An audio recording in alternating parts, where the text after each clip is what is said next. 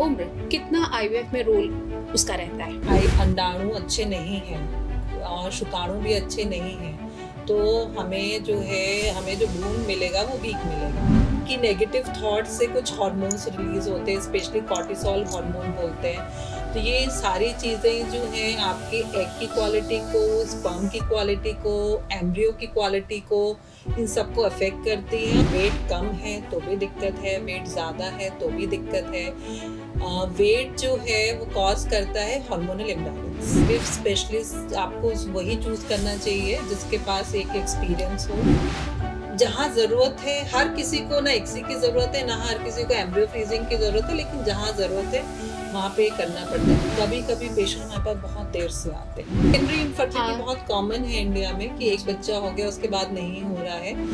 30-35 साल में तो शादियां हो रही है, तो बहुत कॉमन हो गया, इसलिए तो इनफर्टिलिटी का रेट बढ़ गया है। Welcome to C news Bharat podcast. मैं रचा सिंह और आज के इस पॉडकास्ट में हम बात करने जा रहे हैं एक ऐसे विषय पर जो हजारों दंपतियों के लिए उम्मीद के किरण है, आईवीएफ की, जिसको लेकर तमाम तरीके के सवाल हमारे मन में होते हैं।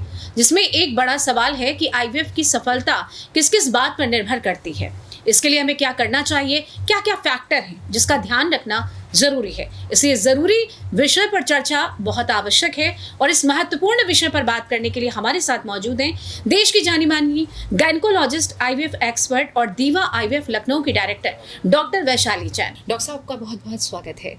डॉक्टर साहब, आईवीएफ की सफलता किन कारकों पर निर्भर करती है? देखिए, अगर हम आईवीएफ के सक्सेस रेट की बात करें तो जो है ग्लोबली और इंडिया में भी 50 to 70% सक्सेस रेट माना गया विद एन एवरेज ऑफ 40%। तो कहीं ना कहीं बहुत सारे कारण हैं जो उसकी सक्सेस को डिसाइड करते हैं। मैटरनल फैक्टर्स हो सकते हैं या पुरुष में कोई दिक्कत हो तो वो वाले फैक्टर्स हो सकते हैं। स्पर्म की क्वालिटी और क्वांटिटी कैसी है, जो एग की क्वालिटी और क्वांटिटी कैसी है वो डिपेंड करता है। इसके अलावा उसका कारण क्या है इनफर्टिलिटी होने का, ट्यूब्स बंद हैं या और कोई कारण है। और इसके अलावा जो है कितने सालों से उसको इनफर्टिलिटी है, उसकी जीवन शैली, वेट, ये सारे फैक्टर्स भी आईवीएफ के सक्सेस को डिफाइन करते हैं। जी, हमारी एज, उम्र कितना आईवीएफ में रोल उसका रहता है? आईवीएफ में एज का बहुत इम्पॉर्टेंट रोल है, क्योंकि जैसे ही महिला की उम्र बढ़ती है, स्पेशली 35 साल के बाद, धीरे धीरे उसकी एग की क्वालिटी और क्वांटिटी कम होने लगती है और फिर जो उस क्वालिटी और क्वांटिटी कम होने से जो भ्रूण बनते हैं वो वीक होते हैं। तो इसलिए सक्सेस रेट ड्रास्टिकली डिक्रीज हो जाता है। मतलब अगर कुछ ऐसा प्लान कर रहे हैं तो 35 के पहले प्लान। हाँ, डेफिनेटली। अंडाणु और शुक्राणु की गुणवत्ता यानी क्वालिटी आईवीएफ में रिजल्ट में कितनी भूमिका होती है, कितना महत्व रखती है? 100% सक्सेस इसी पे डिपेंड करता है, क्योंकि अगर अंडाणु अच्छे नहीं हैं और शुक्राणु भी अच्छे नहीं हैं तो हमें जो भ्रूण मिलेगा वो वीक मिलेगा। और जब वो भ्रूण वीक होगा तो वो या तो डेवलप ही नहीं होगा और या तो डेवलप होके वो इम्प्लांटेशन नहीं होगी। तो दोनों ही चीज़ें बहुत इम्पॉर्टेंट हैं सक्सेस ऑफ आईवीएफ। जी, इसके अलावा अगर हम बॉडी वेट की बात करेंगे, हमारा बॉडी वेट, हमारी जीवन शैली, हमारा खान पान, तो इसमें क्या रोल होता है आईवीएफ का? Excess of everything is bad. Weight कम है तो भी दिक्कत है, वेट ज़्यादा है तो भी दिक्कत है। वेट जो है वो कॉज करता है हार्मोनल इम्बैलेंस। उसकी वजह से अंडे नहीं बनते हैं या बनते हैं तो क्वालिटी अच्छी नहीं होती है। साथ में जो है अगर आप ओबीज हैं तो आपको मेडिकल प्रॉब्लम्स और भी साथ में हो सकती हैं। अगर आपका हम आईवीएफ प्लान कर रहे हैं तो बेहोशी में दिक्कत हो सकती है। आपको प्रेगनेंसी हो रही है तो उसमें भी आपको कॉम्प्लिकेशंस, मेडिकल कॉम्प्लिकेशंस हो सकते हैं। तो weight is an important factor. और जीवन शैली की बात करें तो डायरेक्टली तो अफेक्ट नहीं कर रहा है, लेकिन इनडायरेक्टली ये जीवन शैली कहीं ना कहीं आपके सिस्टम को अफेक्ट कर रही है। अगर जीवन शैली गड़बड़ है आपकी तो वेट भी उसी से बढ़ रहा है। बिल्कुल। और जो है आपकी नींद पूरी नहीं हो रही है, स्ट्रेस हो रहा है, तो कहीं आपकी नेगेटिव थॉट से कुछ हार्मोन्स रिलीज होते हैं, स्पेशली कॉर्टिसोल हार्मोन बोलते हैं। तो ये सारी चीज़ें जो हैं आपके एग की क्वालिटी को, स्पर्म की क्वालिटी को, एम्ब्रियो की क्वालिटी को, इन सबको अफेक्ट करती है और इम्प्लांटेशन भी अफेक्ट होता है। जी, आप एक आईवीएफ डॉक्टर हैं। अगर बात की जाए कि आईवीएफ डॉक्टर और क्लिनिक मतलब कितना महत्वपूर्ण मतलब इसमें अहम रोल रहता है? बहुत इम्पॉर्टेंट है। एक तो जो आईवीएफ स्पेशलिस्ट, आपको वही चूज़ करना चाहिए जिसके पास एक एक्सपीरियंस हो। आपको सेंटर के कितना पारदर्शिता के साथ, कितना एथिकली वो सेंटर काम कर रहा है, वो इम्पॉर्टेंट है। ऐसा तो नहीं है कि वो फॉल्सली प्रोजेक्ट कर रहे हैं कि हमारे रिजल्ट्स ऐसे हैं। दूसरा, वो आईवीएफ स्पेशलिस्ट चूज़ करना चाहिए जो आपको ध्यान में रखते हुए पर्सनलाइज ट्रीटमेंट दे। आजकल हम लोग इंडिविजुअलाइज ट्रीटमेंट की बात कर रहे हैं, क्योंकि हर महिला और हर दंपत्ति अलग होता है, तो हर किसी का रिक्वायरमेंट ट्रीटमेंट का डिफरेंट होता है, तो हर किसी को हम एक ट्रीटमेंट नहीं दे सकते। तो आपकी सक्सेस इस पे डिपेंड करती है सही चुनाव, सही समय और सही डॉक्टर का चुनाव। पेशेंट कैसे डिसाइड करे कि ये क्लिनिक हमारे लिए ठीक है, ये डॉक्टर हमारे लिए ठीक है, क्योंकि एक बड़ा रिस्क होता है इसमें। नहीं, वो तो है। देखिए, इसमें आप जो है हमें तो माउथ टू माउथ जो पब्लिसिटी होती है वो बहुत इम्पॉर्टेंट होती है। आपके अगर घर के आसपास है, किसी ने वो चीज़ कराई है और उसको रिज़ल्ट मिला है, तो वो एक आपको अंदाज़ा दे सकता है। दूसरा, जब आप इनफर्टिलिटी स्पेशलिस्ट से मिलेंगे तो भी है, जब आप उनसे बात करेंगे और डिस्कस करेंगे तो वो आपको कितना समझ पा रहा है, आपकी दिक्कत को कितना समझ पा रहा है, उससे भी आपको अंदाज़ा लग जाएगा कि आप सही जगह पहुंचे हैं कि नहीं पहुंचे। फुली मेंटली सेटिस्फाइड होने के बाद ही आप डिसीजन लें कि आप सही क्लिनिक पे हैं, सही डॉक्टर के पास हैं। जी बिल्कुल। इसके अलावा आईवीएफ प्रक्रिया के दौरान पुरुष और महिला को किन बातों का ध्यान रखना चाहिए? पहले तो नेगेटिव सोच, नकारात्मक सोच बिल्कुल हटा दें, और जो है अपना तनाव कम कर लें, पॉजिटिव सोचें। दवा जो जैसा बताया गया है, जिस समय पे अस्पताल में बुलाया गया है, जो दवाइयाँ खानी है, जो इंजेक्शंस हैं वो मिस नहीं करने हैं। कुछ अपना डाइटरी, एक्सरसाइज जो भी डॉक्टर ने आपको प्रिस्क्राइब कर रहे हैं उसको फॉलो करें। तो बेसिकली डॉक्टर की एडवाइस को फुली फॉलो करना इम्पॉर्टेंट है। जी, मतलब ये चीज़ फॉलो करना है, इनमें कोई गलती ना हो जिससे कि आगे की जो प्रोसेस है उसमें कहीं प्रॉब्लम आए। इसके अलावा नई तकनीकें आ गई, जैसे ICSI की बात करें, लेज़र हैचिंग की बात करें, या एम्ब्रो फ्रीजिंग, क्या वाकई इसमें सफलता दर बढ़ती है? देखिए, हर जो भी टेक्निक आई है उसका एक इंडिकेशन होता है। अगर हम एम्ब्रियो फ्रीजिंग की बात करें तो एम्ब्रियो फ्रीजिंग जब चालू हुआ था तब 2-3 चीज़ों की वजह से चालू हुआ था। एक PCOD आपने सिचुएशन सुनी होगी, उसमें बहुत सारे अंडे बनते हैं और बहुत सारे एम्ब्रियो बन जाते थे। आप सारे तो एक साथ नहीं डाल सकते हैं, क्योंकि आपको जो है सारे डालेंगे तो दिक्कत। फिर उसमें OHSS, ovarian hyper stimulation syndrome होने के चांसेस थे। तो फिर एम्ब्रियो फ्रीजिंग आने लगा कि पहले एक साइकिल में आप एम्ब्रियो निकालिए, उसको फ्रीज करके रख लीजिए और फिर नेक्स्ट साइकिल में डालिए, तो इससे ओवेरियन हाइपर स्टिमुलेशन सिंड्रोम के चांसेस ना के बराबर हो जाते हैं। तो ये टेक्निक जो आई थी, ये पेशेंट को की कॉम्प्लिकेशंस को कम करने के लिए आई थी। और उसके अलावा भी अगर बहुत सारे एम्ब्रियो बन गए हैं आपके, तो आप उसको फ्रीज करके रख सकते हैं और आप उसको बाद में भी आप फर्दर उसके लिए यूज़ कर सकते हैं। तो एम्ब्रियो फ्रीजिंग ये हो गई। ICSI जो है, इंट्रासाइटोप्लाज्मिक स्पर्म इंजेक्शन, इसमें क्या होता है कि एक स्पर्म हम एक अंडाणु में डालते हैं। तो जो दंपत्ति जिसमें मेल फैक्टर बहुत ही सिवियरली अफेक्टेड होता है, इवन 5 मिलियन है तो हम IVF कर सकते हैं, लेकिन मान लो 1 मिलियन है, 2 मिलियन है, तो उसमें हमें ICSI करना पड़ता है। तो जहाँ ज़रूरत है, हर किसी को ना ICSI की ज़रूरत है, ना हर किसी को एम्ब्रियो फ्रीजिंग की ज़रूरत है, लेकिन जहाँ ज़रूरत है वहाँ पे करना पड़ता है। ऐसे लेज़र हेजिंग में जब हमें रिजल्ट्स नहीं मिल रहे होते हैं, या जो हमारा अंडाणु होता है वो थोड़ा टाइट होता है, तो हम लेज़र हेजिंग से उसके रिज़ल्ट बढ़ा देते हैं। तो ये सारी चीज़ें जो एडवांस टेक्निक हैं, हर पेशेंट में ज़रूरत नहीं है, लेकिन जहाँ पे कारण है वहाँ पे ज़रूरत से रिज़ल्ट डेफिनेटली बेटर हो जाते हैं। अगर किसी दंपत्ति को IVF ट्रीटमेंट उन्होंने लिया और उन्हें सफलता नहीं मिली, तो नेक्स्ट स्टेप क्या होना चाहिए? देखिए, फर्स्ट स्टेप मैं बताऊं कि IVF is the end point. ठीक है, आप सब जगह सारा ट्रीटमेंट कर लीजिए, उसके बाद अगर आपको सक्सेस नहीं मिलता है तो IVF should be your last step. जी। अब जब वो लास्ट स्टेप हो गया तो आपके पहले सारे रास्ते तो बंद ही हो गए, तो आपको इसी रास्ते पे आगे जाना है। तो कभी कभी पहले जैसे सक्सेस हमने डिस्कस करा कि 50-70% ही है, तो डेफिनेटली 30% लोगों में तो वो फेल होगा ही ना, या 50% लोगों में तो फेल होगा ही.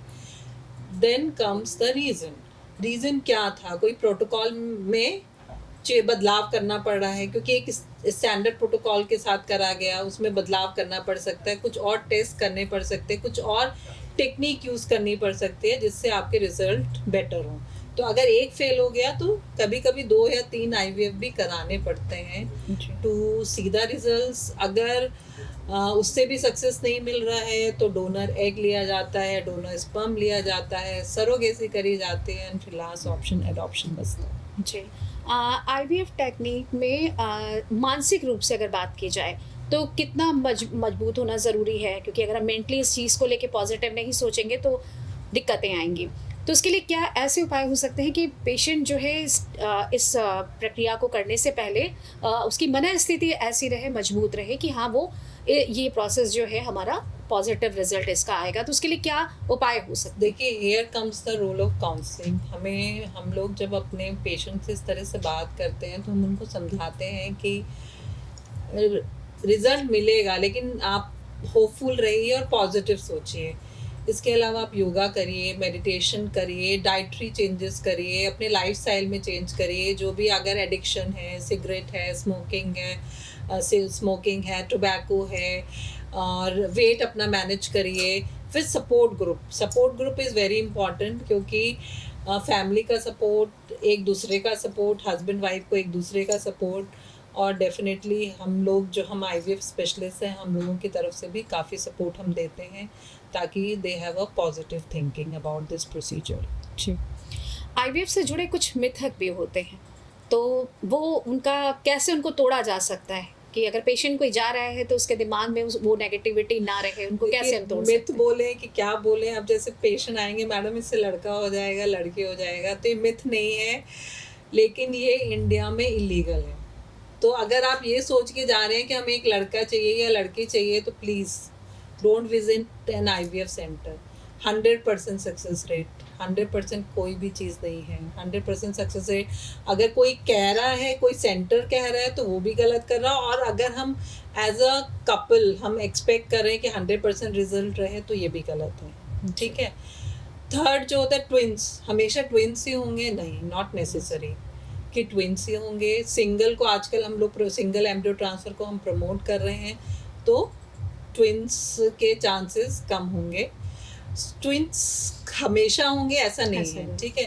थर्ड कि ये बच्चे जो है नॉर्मल होते हैं कि एबनॉर्मल होते हैं, तो ये बच्चे बिल्कुल नॉर्मल होते हैं. जैसे एक प्रेगनेंसी होती है वैसे ही थोड़ी सी हाई रिस्क प्रेगनेंसी होती है, लेकिन बाकी ये बच्चे जो नॉर्मल पॉपुलेशन होती है वैसे ही होते हैं. जी. इसके अलावा अगर हम पारंपरिक सोच की बात करें, सामाजिक बाध्यता की बात करें, तो IVF की सफलता में ये कहाँ तक बाधक होती है? पारंपरिक सोच जो है, मैं ये कहूँगी कि इसकी वजह से कभी कभी पेशेंट हमारे पास बहुत देर से आते हैं. मतलब आपका सक्सेस इस पे भी डिपेंड कर रहा है कि आप किस समय पे आए हैं और कहाँ पहुँचे. बात तो एज की आ जाती है. हाँ, मतलब आप मान लीजिए 15 साल से ट्राई कर रहे हैं, आपकी उम्र 40 साल हो गई है, तो मैं कैसे आपकी मदद कर पाऊँ? बिल्कुल. तो और मानसिकता ये है कि एक नेचुरल प्रोसेस नहीं है, लेकिन अगर आपको ज़रूरत है तो आपको करना पड़ेगा ना. आपको कहीं पे आपको रिजल्ट नहीं मिल रहा. नेचुरल तो आप 15 साल से ट्राई कर रहे थे, अगर आपको रिजल्ट नहीं मिल रहा है तो आपको तो हेल्प लेनी ही पड़ेगी. बिल्कुल. अगर आप रिजल्ट चाहते हैं तो IVF की जो प्रोसेस है उसमें अगर हम चाहते हैं कि सक्सेस हो, तो हमें टाइम पर उसका डिसीजन लेना ज़रूरी है कि एज पर डिसीजन लेना ज़रूरी है अगर हम इस प्रोसेस को चाहते हैं कि सक्सेस हो. इसके अलावा और कोई, जैसे जो पेशेंट आपके पास कुछ इस तरीके से आते हैं जिनके दिमाग में तरह तरह की भ्रांतियाँ होती हैं, तो इनमें से कुछ एग्जाम्पल? भ्रांतियाँ तो बहुत ही होती हैं. मतलब अगर कोई मेन आपको ऐसा लगा हो कि ये बिल्कुल ही अलग है, डिफरेंट है, मतलब एक तो हो जाता है कि सक्सेस होगा या नहीं सक्सेस होगा, इससे कोई रिस्क तो नहीं है, ट्विंस होंगे या नहीं होंगे, लड़का या लड़की. इसके अलावा भी आपको लगता है कि कुछ इस तरीके की जैसे कुछ अलग सा कोई पेशेंट आया हो कि आपको लगा हो कि हाँ ये मतलब बहुत थोड़ा अलग सा है, ये दिमाग में चलता है जो एक पेशेंट के? नहीं, देखिए, पेशेंट तो सभी तरह के आते हैं. अब जैसे कोई इट्स वेरी डिफ़िकल्ट कि आप उसको मना करो या कुछ करो, तो कुछ पेशेंट्स हमारे पास आते हैं और आईवीएफ की बात करते हैं, और जब हम उनके पेपर्स और वो सब देखते हैं तो हम उनसे ये कहते हैं कि भाई आप एडॉप्शन के लिए जाइए।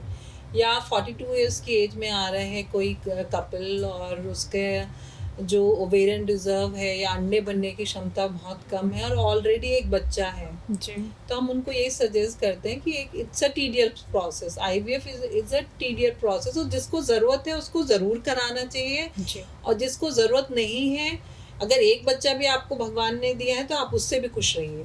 तो ये थोड़ा सा ना एथिकल और वो चीज़ें मिक्स हो जाती हैं कि आप उन पेशेंट्स को आपको समझाना पड़ता है कि नहीं, हम कर तो सकते हैं लेकिन आपको इस तरफ नहीं जाने की जरूरत है, बिकॉज ऑलरेडी आपके एक बच्चा है। मतलब इस तरीके के भी पेशेंट आते हैं जिनका ऑलरेडी एक इशू है। हाँ, उसके बाद सेकेंडरी इनफर्टिलिटी बहुत कॉमन है इंडिया में कि एक बच्चा हो गया उसके बाद नहीं हो रहा है, तो ये भी एक बहुत बड़ा कारण है। लेकिन उसमें हम बाकी फैक्टर्स देख के और फिर हम डिसाइड करते हैं, और कभी कभी हमें उनको ये जवाब भी देना पड़ता है कि नहीं, आप रहने दीजिए, मत करिए। एक पेशेंट मेरे पास आई थी, उसके जो बच्चेदानी हैं ऑलमोस्ट डैमेज हो चुकी थी, उसमें ब्लड वेसल्स जो थे उनको क्या कहते हैं इंजेक्शंस दे के उसको कंट्रोल करा गया था। जो बच्चेदानी की लाइनिंग ऑलमोस्ट डिसअपेयर हो गई थी, उसको हम एशरमैन सिंड्रोम बोलते हैं। तो वो पेशेंट जो है बहुत उम्मीद से आई थी, लेकिन आप कुछ कर नहीं सकते क्योंकि बच्चेदानी में लाइनिंग डेवलप करना इज़ वेरी डिफ़िकल्ट।